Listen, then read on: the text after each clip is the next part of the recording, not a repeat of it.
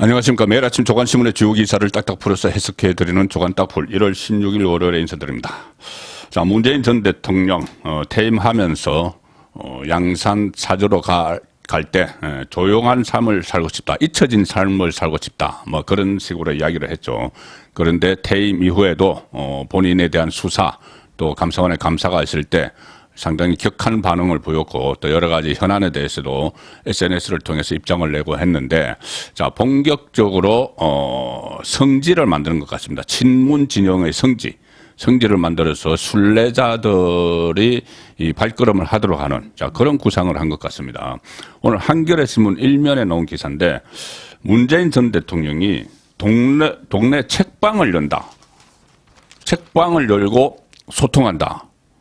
그 산골 마을에서 책방을 열겠다는 겁니다. 사람들 찾아오라는 이야기죠.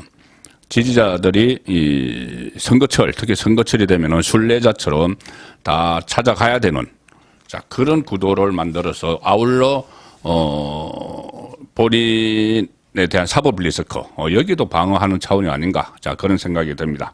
일단 한겨레는 문비어천가를 부릅니다. 한겨레 신문에서 문비어천가. 문재인 전 대통령이 퇴임 뒤 머물고 있는 경남 양산시 하북면 평산마을에 이러면 다음 달, 벌써 다 준비해놨습니다. 다음 달에 동네 책방을 연다. 자, 문재인은 책을 즐겨 읽는 애서가이자 기회가 닿을 때마다 책을 추천하는 건독가, 독서를 권장한다는 거죠. 건독가를 넘어서 책을 통해 대화와 교류의 공간을 만들겠다는 생각이다. 이 작년 12월 13일에 출판사 한길사 대표 김원호 대표와 인터뷰를 했는데, 한겨레와 같이 기획을 해서 인터뷰를 했다고 합니다. 인터뷰에서 책방 구상을 밝혔다. 자, 마치 처음 이런 책방 구상을 밝힌 것처럼 이야기를 합니다. 뭐 이렇게 이야기했다고 합니다. 마을의 작은 주택 한 채를 내부만 리모델링해서 오픈하려고 조용히 준비 중이다. 책방 이름은 평산마을 책방 정도로 생각하고 있다. 2월이나 3월에 문 열 계획을 갖고 있다. 자, 한겨레 또 이렇게 합니다. 이렇게 씁니다. 문 전 대통령이 꿈꾸는 책방은 단순히 책을 파는 기능적 공간을 넘어 좋은 책을 추천하고 책을 매개로 대화가 이어지는 교류와 성찰의 장이다. 문 전 대통령은 직접 책방지기로 나설 뜻도 내비쳤다. 책방을 열면 저도 책방 일을 하고 책을 권하고 같이 책 읽기를 하려고 한다. 홈페이지를 통해서 책방의 일상 모습을 올릴 수도 있을 것이다. 자, 이렇게 이야기했습니다. 그리고 한겨레는 구면에 문 전 대통령 인터뷰 이렇게 해서 기사를 실었습니다. 시위로 이웃들 고통받아서 치유의 책 읽기를 생각했다. 할자 중독, 문재인의 실험. 뭐 3시간 동안 인터뷰를 했다는데, 주제를 책 이렇게 정했기 때문에 다른 인터뷰 그 내용을 하지 않았다. 자, 그렇게 해서 한 면을 다 이렇게 적었습니다. 문재인 전 대통령의 책사랑, 활자 중독, 문재인의 실험. 자, 이렇게 했지만 조선일보의 시각은 좀 다릅니다. 조선일보도 이 기사를 실었는데, 조선일보 기사의 제목은 문 전 대통령 북카페 차린다. 딸 다혜 씨가 적극 권유를 했다. 문다혜 씨가 권유를 해서 책방을 차린다는 겁니다. 정치권에서는 문 전 대통령이 잊히고 싶다. 이렇게 해놓고 여전히 정치 전면에 서 있다.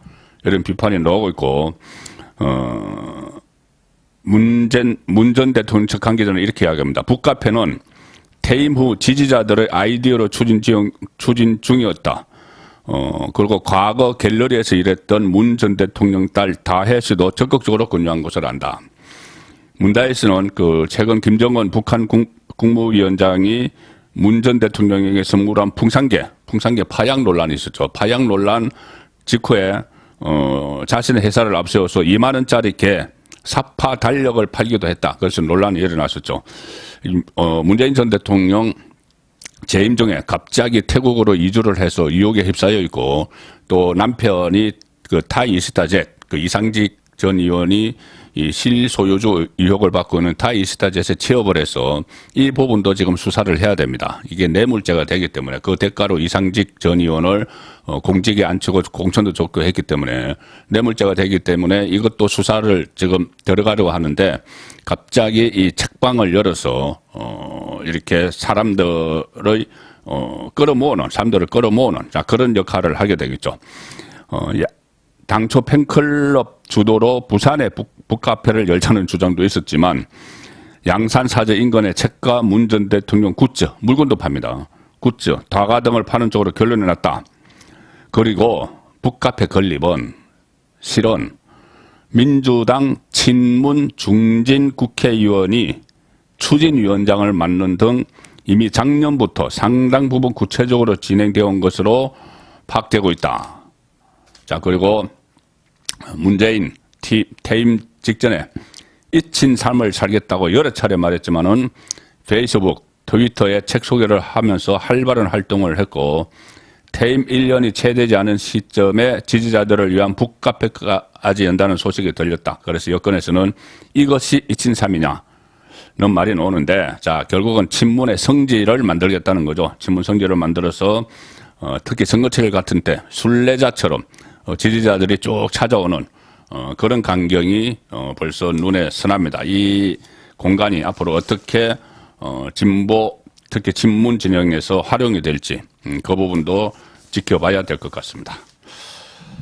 자, 현직 대통령 윤석열, 대통령은 지금 중동 순방 중이죠. 아랍에미레이트 국빈 방문을 하고 있는데 이 상당한 성과를 내고 있는 것 같습니다. 조선일보 일면 토픽과 다른 그 조간신문들도 크게 다뤘습니다. UAE 아랍에미레이트죠. 아랍에미레이트와 경제 동맹을 맺어서 오일머니 37조 들여온다. 30개 이상의 MOU를 체결을 한다고 하죠. 그래서 특히 방산 그리고 원전, 이 에너지 이 분야에서 양국이 적극적인 그 협력 관계를 구축을 해서 이 윤석열 대통령이 무함마드 UAE 대통령과 정상회담을 해서 일단 13건의 MOU를 체결했고 모두 한 40건까지 체결합니다. 원전, 방산, 에너지부터 미래 산업까지 모든 분야 획기적인 협력 관계를 구축을 했다. 자, 이렇게 대통령 정상 외교를 하고 있는데 경제 세일즈 외교를 하고 있는데 여당인 국민의힘은 지금 당권 투쟁이 아예 불이 붙었습니다. 최고조에 달했는데 마침내 폭로전까지 나왔습니다. 폭로전. 자, 상대방의 약점을 가급적 덜쳐내서 힘을 떨어뜨리려는 폭로전까지 나왔습니다. 조선일보 기사입니다. 나경원 전대 출마 수순에 들어갔는데 친윤과 집안싸움 격화, 친윤 진영에서 왜 장관이 되지 못했는지 알면서 그러느냐. 자, 이것은 나경원 전 의원이 원래 장관 자리를 노렸는데 그것이 잘 안 돼서 장관급 자리, 저출산위원회 부위원장을 갖고 그리고 장관을 줬으면 당대표 출마 안 할 텐데 이 장관을 못 받아서 지금 출마를 하려고 하는 것 아니냐.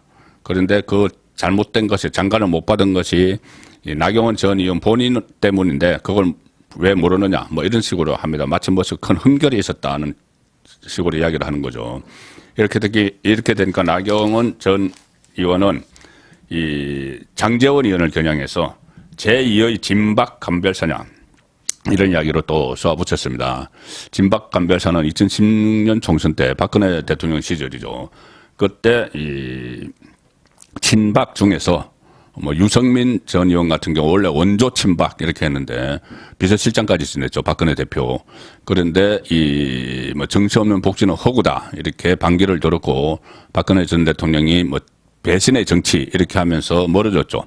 그래서 그때 2016년에 친박 중에서 정말 박근혜 전 대통령에게 충성할 그 인물들을 공천을 하기 위해서 진박 간별사 이런 이야기들이 있었죠. 그때 최경환 당시 의원이 진박 간별사로 꼽히기도 했는데, 자, 나경원 전 의원은 그때를 연상시켜서, 장제원이 제2의 진박 간별사냐, 그러니까 진짜 친윤 간별사냐, 그러면은 총선 망한다. 그런 이야기로 맞받아치고 있는 겁니다. 왜 장관 못 됐는지 알면서 이 이야기를 한 사람은 김성태, 국민의힘 김성태 전 의원입니다. 원내대표를 했었고, 드루킹 그 특검을 이끌어냈었죠. 원내대표 시절에. 김성태 전 의원이 지금 그 윤석열 후보 캠프에서도 활동을 했는데 김성태 전 의원이 이렇게 이야기했습니다. 그래서 일단 이야기한 것은 라디오에 출연을 했는데 나경원 전 의원에 대해서 외교부, 보건복지부 여러 자리 장관 이야기가 있었고 구체적인 절차도 진행됐던 걸로 안다. 이렇게 이야기를 했습니다. 그런데 발탁되지 못한 이유는 본인이 제일 잘 알 것이다. 그리고 장관 자료와는 달리 저출산 부위원장 직원 국회 청문 절차 없이도 임명이 가능하다. 그걸 잘 유추해서 생각을 해보면 된다. 그래서 이 말은 결국 나경원 전 의원에 대한 인사검증이 실시가 됐는데 장관 자료를 주기 위해서 외교부 장관이든 보건복지부 장관이든 인사검증이 실시가 됐는데 그 과정에서 흠결이 발견됐다는 취지로 해석이 될 수밖에 없죠. 흠결이 있어서 장관을 못 시켰다. 자, 나경원 전 의원과 관련해서 또 뭐 찌라시 같은 데서는 어떤 자녀의 뭐 입학 특례 입학 문제 뭐 이런 것들도 한때 그것들이 왜 그 수사를 안 하느냐고 또 민주당에서 막 공격을 한 적도 있었죠. 자, 그런 문제들을 이야기하는 것 같은데 이 결국은 서로 넘지 말아야 할 선까지 건드리는 양상이 됐다. 이것이 조선일보의 분석입니다. 그래서 당 안팎에서는 집안 싸움에 밥그릇 깨진다. 자제하지 않으면 공멸할 수 있다. 이런 우려가 나오고 있는 상황입니다. 나경원 전 의원도 반격을 했습니다. 제2의 진박 간별사가 지락펴락하는 당이 과연 총선을 이기고 윤석열 정부를 지킬 수 있겠나? 2016년의 악몽이 떠오른다. 이렇게 이야기했습니다. 그리고 나경원 전 의원 쪽은 지금 김성태 전 의원이 이야기한 장관 인사검증 이런 것을 거론한 데 대해서 저런 식으로는 하지 않았으면 좋겠다. 지금은 일일이 대응할 이유가 없지만 향후 기회가 된다면 나경원 전 의원이 말을 할 것이다. 자, 이렇게 점점 불길은 번져가고 있습니다.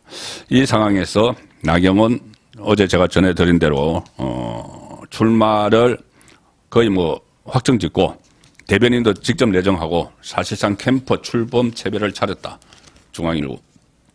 어제 제가 저녁에 말씀드린 내용입니다. 이미 캠프를 꾸렸다. 사실상 꾸렸다. 3.8 전당대회를 위해 대변인을 내정하고 공보 활동을 시작했다. 윤석열 대통령이 저출산 부위원장 그리고 기후 환경대사직을 해임한 그날 직접 대변인을 낙점했다. 사실상 나경원 캠프 출범 체배에 들어갔다.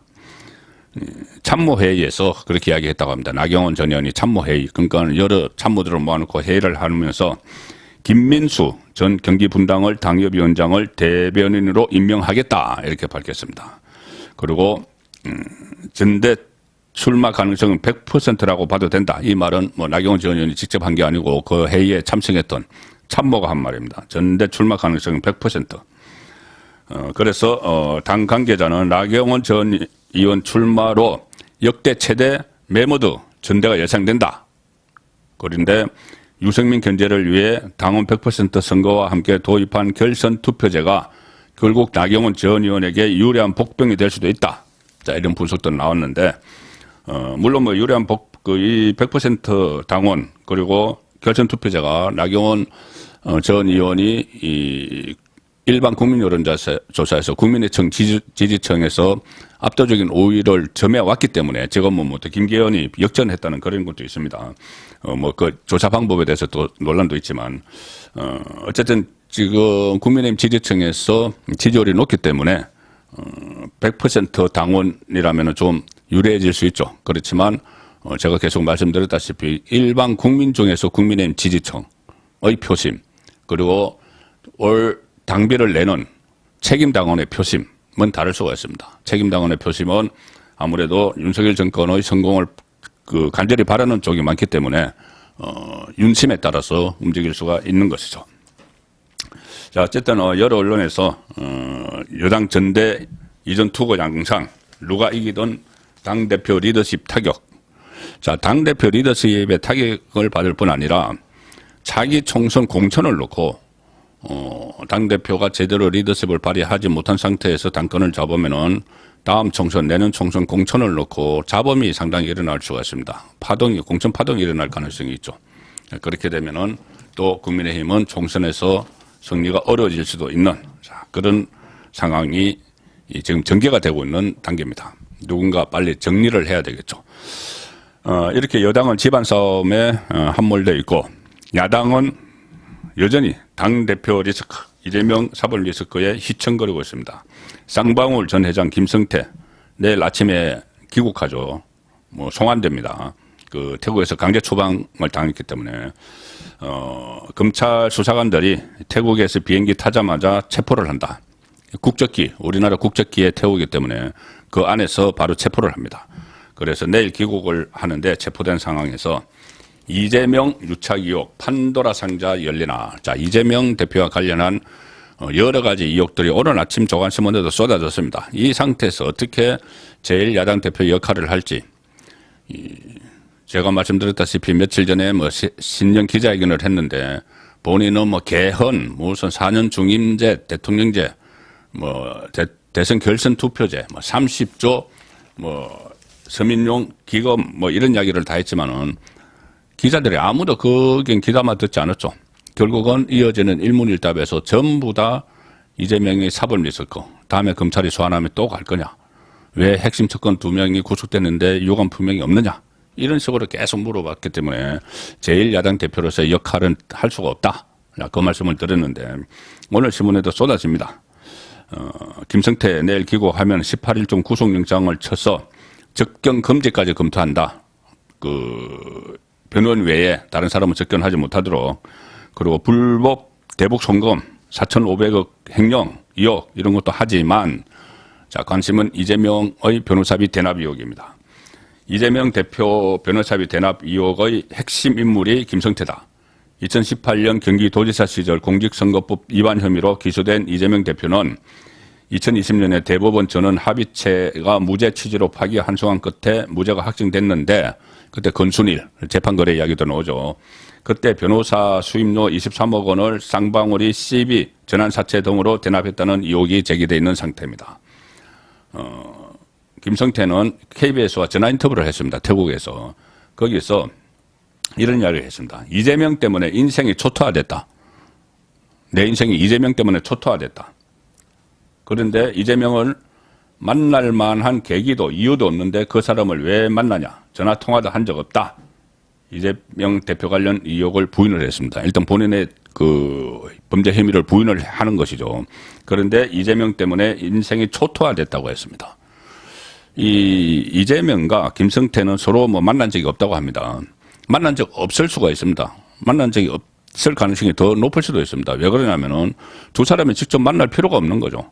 중간에 한 사람씩 있으니까는 대북 송금이나 그 부분과 관련해서는 이화영 전 경기도 평화부지사 이재명의 핵심 측근이죠. 거기서 쌍방울에 해서 사회이사로 들어가서 돈을 받고 또 뇌물을 받고 해서 구속이 되어 있는 상태죠. 그 대북 사업은 이화영을 통해서 했습니다. 그러니까 이재명과 김성태 연결고리는 대북 사업은 이화영. 그리고 변호사비 대납 의혹은 이것이 변호사비 23억 원을 받았다는 이태영 변호사. 이태영 변호사가 또 쌍방울에 들어가서 사회이사를 하면서 돈을 받았죠.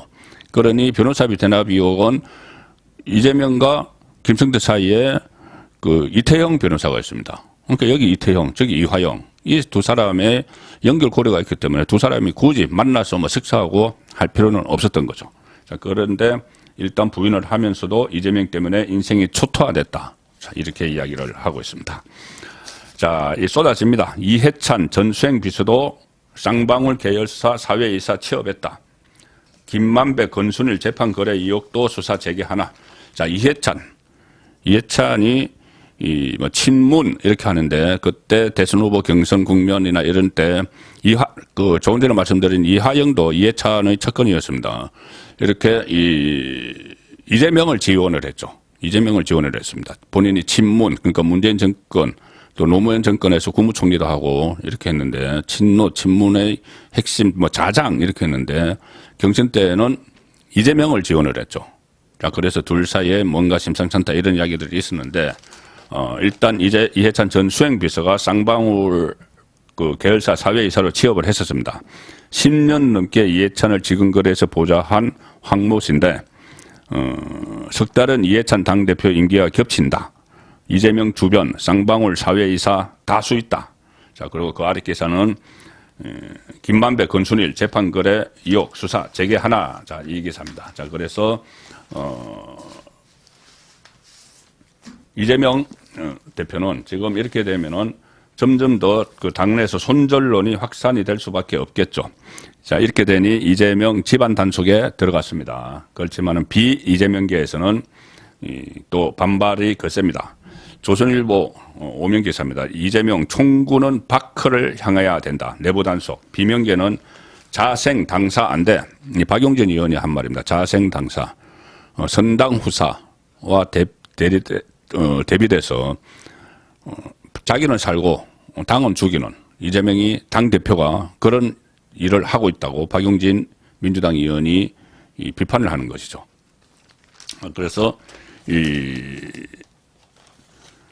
쌍방울 김성태 송환의 당내 우려 목소리가 커졌다. 특히 김성태 입국 앞두고 연일 이재명은 총구는 밖으로 향해야 한다. 자, 이런 말을 하고 있습니다.